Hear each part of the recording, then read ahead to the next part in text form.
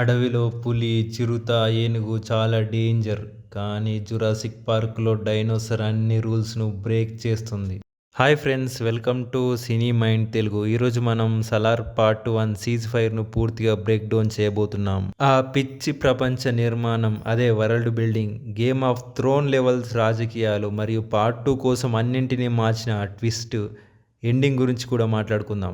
కాన్సార్ ప్రపంచం. ముందుగా అసలు అక్కడ ఏం జరిగిందో తెలుసుకుందాం. అది మ్యాప్ నుండి తొలగించబడిన ఒక తిరుగుబాటు రాజ్యం. 1947లో భారతదేశానికి స్వతంత్రం వస్తే కాన్సార్ మాత్రం సపరేట్గా ఉండాలనుకుంది. కాన్సార్లో అధికారం కోసం 3 పురాతన తెగల మధ్య పోరాటం ఉంది. మన్నార్స్, ప్రస్తుత పాలక వర్గం, అదే మన రాజమన్నార్ కుటుంబం. గనియార్స్, మన్నార్కు ప్రత్యర్థులు. శౌర్యంగాస్, కొన్ని సంవత్సరాల క్రితం ఊచకోతలో తుడిచిపెట్టుకుపోయినట్టు చెప్పబడే తెగ. ఈ పేరు గుర్తుపెట్టుకోండి, ఇది చాలా కీలకం. కాన్సార్ 101 రాష్ట్రాలుగా విభజించబడింది. కాపులు, దొరల పాలనలో ఉంటుంది. ఇక్కడ హింసే ఏకైక చట్టం. ఒక భూస్వామ్య నిరంకుశ రాజ్యం. ఈ రాజకీయ గందరగోళం మధ్యలో ఒక పురాతన గాథ లాంటి స్నేహం ఉంది. అదే మన దేవ అయిన ప్రభాస్ది మరియు వరదరాజు అయిన పృథ్వీరాజ్ సుకుమారంది. 1985లో వరదరాజు కేవలం దేవ వాళ్ళ అమ్మ మాన ప్రాణాలు కాపాడడానికి తన రాజ్యాన్ని వదులుకుంటాడు. ఇది సినిమాకు మంచి భావోద్వేగమైన సీన్ అని చెప్పవచ్చు. ఈ సీన్లో ఒక డైలాగ్ ఉంటుంది. ఆ డైలాగ్ నాకు చాలా ఇష్టం. ఆ డైలాగ్ ఏంటంటే, నీ కోసం ఎరైనవుతా సొరైనవుతా అనే డైలాగ్ భలే ఉంటుంది. ఇక విషయంలోకి వస్తే, దేవ సింహాసనం కోసం పోరాడడం లేదు, తన స్నేహితుడి కోసం పోరాడుతున్నాడు. ఇది మహాభారతంలోని క్లాసిక్ కర్ణుడు, దుర్యోధనుల డైనమిక్ లాంటిది. కానీ లోపల ఒక డేంజర్ పర్సన్ నిద్రపోతున్నాడని మనకు తెలుసు. వారిని ఎవ్వరు ఎప్పుడు నిద్ర లేపుతారో అని మనం అందరం ఎదురు చూస్తుంటాం.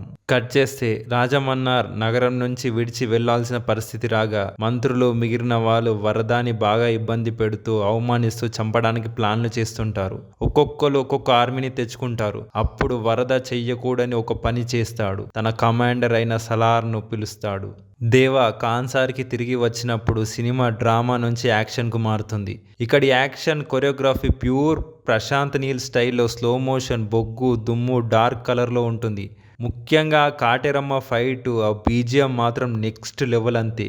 ఇదంతా ఓకే, కానీ మనం ముఖ్యంగా మాట్లాడుకోవాల్సింది ఎండింగ్ గురించి. ఇది సినిమాని మొత్తం మళ్ళీ తిరిగి అర్థం చేసుకునేలా చేస్తుంది. సినిమా అంతటా దేవ కేవలం ఒక నమ్మకమైన సైనికుడు అని మనం అనుకుంటాం. కానీ చివరి క్షణాల్లో ఏ తెగనైతే మన్నార్స్ తుడిచిపెట్టాలని ప్రయత్నించారో ఆ తెగ యొక్క వారసుడే ఈ దేవ అని తెలియడం మొత్తం మైండ్ బ్లాంక్ అయ్యే ట్విస్ట్ ఇది.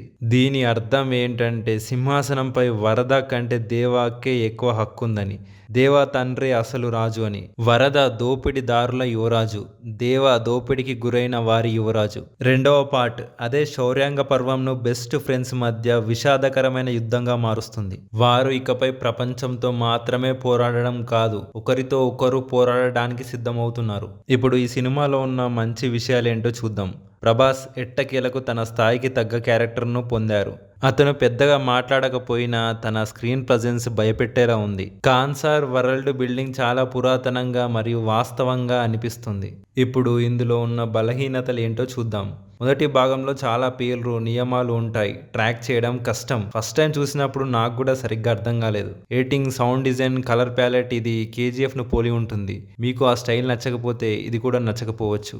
అయితే మీరేమనుకుంటున్నారు?